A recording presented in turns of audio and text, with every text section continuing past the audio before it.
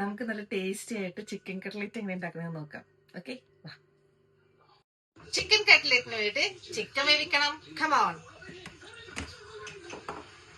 Just breast pieces മാത്രമാണ് എടുത്തേക്കുന്നത്. ചിക്കന്റെ കൂടെ തന്നെ ഞാൻ ഉരുളക്കിഴങ്ങും ക്യാരറ്റും കൂടി വേവിക്കുന്നുണ്ട്.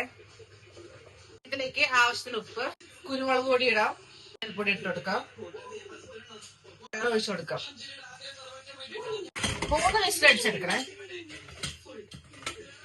ചിക്കനും ഉരുളക്കിഴങ്ങും ക്യാരറ്റൊക്കെ നന്നായിട്ട് വെന്തിട്ടുണ്ട്. നമുക്കിനി സ്മാഷ് ചെയ്ത് എടുക്കാം.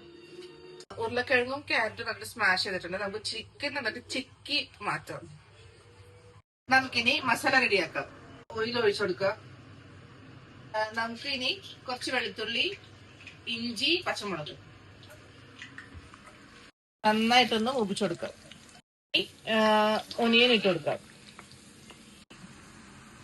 മഞ്ഞൾപ്പൊടി, കുറച്ച് ചിക്കൻ മസാല. ഞാൻ ചിക്കൻ മസാല കുറച്ച് ഇടുന്നുള്ളൂ, കാരണം ഞാൻ ഓൾറെഡി ഗരം മസാല യൂസ്. മല്ലിപ്പൊടി,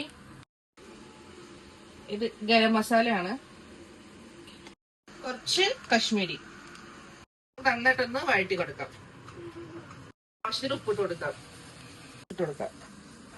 വേവിച്ചിട്ട് ചിക്കൻ ഇട്ട് കൊടുക്കാം. ഉരുളക്കിഴങ്ങും ക്യാരറ്റും കൂടി ഇട്ട് കൊടുക്കാം. നന്നായിട്ടൊന്ന് മിക്സ് ചെയ്തിട്ട് മാറ്റി വെക്കാം കേട്ടോ. ഞാനിത് 2 മുട്ടയാണ് എടുത്തേക്കുന്നത്. 2 മുട്ട ബീറ്റ് ചെയ്തിട്ടുണ്ട്. അതുപോലെ തന്നെ റസ്ക് പൊടിച്ചിട്ട്. നമ്മളിനി കുറച്ച് മസാല എടുത്തിട്ട് ജസ്റ്റ് നമുക്ക് ഇഷ്ടമുള്ള ഷേപ്പിലിടാം. ഞാനിപ്പോ ചെയ്യാൻ പോകുന്നത് ഒരു ഓവൽ ഷേപ്പ് ആണ്.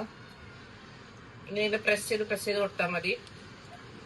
ഇനി ഇത് എഗ്ഗിൽ ക്രംസിൽ കോട്ട് ചെയ്യാം.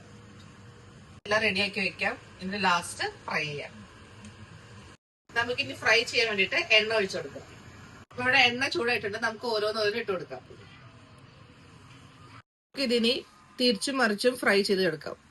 അപ്പൊ നമ്മുടെ ഇവിടെ കട്ട്ലേറ്റ് സെറ്റ് ആയിട്ടുണ്ട്. നമുക്ക് ഇത് എടുത്ത് മാറ്റാം. അപ്പൊ നമ്മുടെ ചിക്കൻ കട്ട്ലേറ്റ് റെഡി.